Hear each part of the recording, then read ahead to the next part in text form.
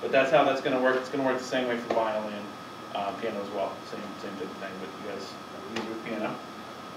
Really quickly, I want to go over teaching, learning how to tune by ear. Now, everybody's different with this. Some people it comes naturally. Some people have perfect pitch. Some people, don't, and it's different for everybody. Personally, I feel that tuning by ear is the quickest way to do that in a classroom setting, but it requires you to you need some kind of a reference tone. Usually what I do, and a lot of guitar teachers do, tune your instrument before class, either using a tuner or whatever you use to tune to. Get that ready, and then have that as your reference. When you have students come into class, like I said kind of earlier on, the first few students that come in, you want to try to get them tuned as quickly as possible. And if you have students, occasionally you'll get this, if you have students, some of the older students that already know how to tune, because some of them, if they've come in with a little bit of experience, they may already have a tuner. If you got to be really, really careful about this, and probably run this by supervisors first, but you can get an assistant. You can get sometimes one of the kids to help tune just one or two of the guitars. They feel like they're on top of the world because they're helping you out, and it helps you out, kind of works well for everybody. So if you have a scenario like that, let the kids help you on that. You don't want to encourage them to tune too early on because it's just going to break a bunch of strings. It's a nightmare. By the time they get into book 2, we start teaching them how to tune by ear.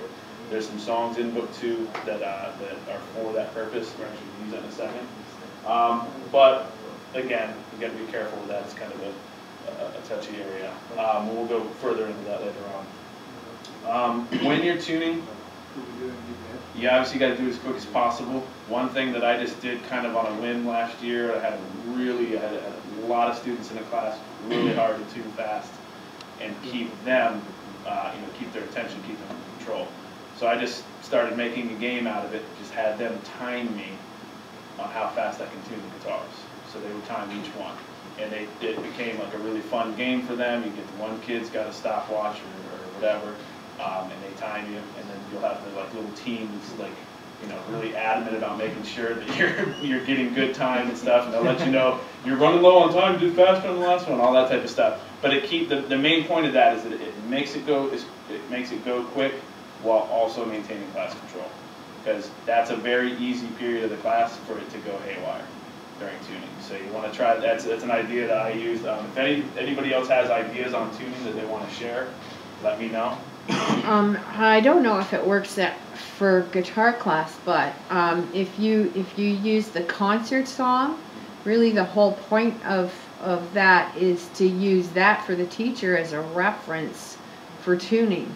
And I know in violin, once their violin, if you just have that on repeat, then kind of like the way I do it, once your violin gets tuned, you can just start playing along with the concert song, and they just jump in and they can play it over and over. They don't really care if it goes for 10 times, really.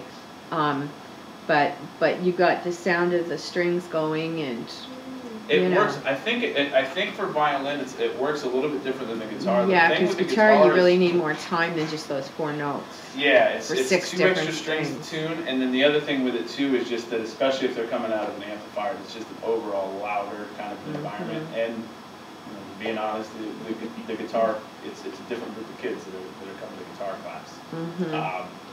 Now, what I found is, and having a teacher and an assistant is going to be easier. One of our teachers last year, Jeff, he's on tour right now. Actually, he would have the kids just come up one by one and tune them and do it in that way. And he had it down. I went in there and those kids just stood there with the guitars, waited.